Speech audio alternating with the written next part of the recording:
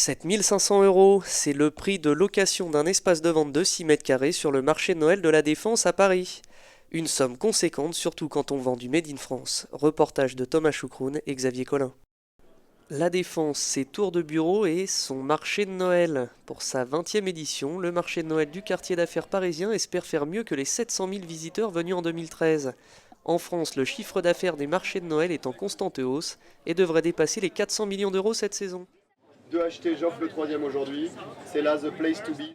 Mais le business n'est pas forcément profitable pour tout le monde. Ça commence à être de plus en plus dur, donc du coup il faut s'accrocher de plus en plus.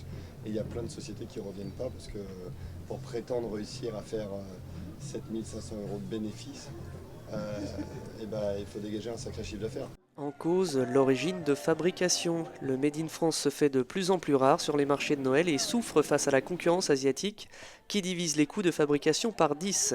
Olivier Pavet, avec sa machine à séparer les liquides, a pu observer le phénomène. Le produit, on le fait fabriquer dans le Jura. Voilà, dans le Jura, c'est vrai qu'on est assez fiers de ça par rapport à ça, parce que c'est vrai qu'aujourd'hui, il n'y a plus beaucoup de produits, plus beaucoup de sociétés qui fabriquent en France, dans le sens où c'est plus cher, c'est plus compliqué. Selon un sondage IFOP de 2013, 77% des personnes interrogées sont prêtes à payer plus cher pour du Made in France. Dans les faits, la différence de prix est telle que le consommateur va souvent au moins cher, contexte économique oblige.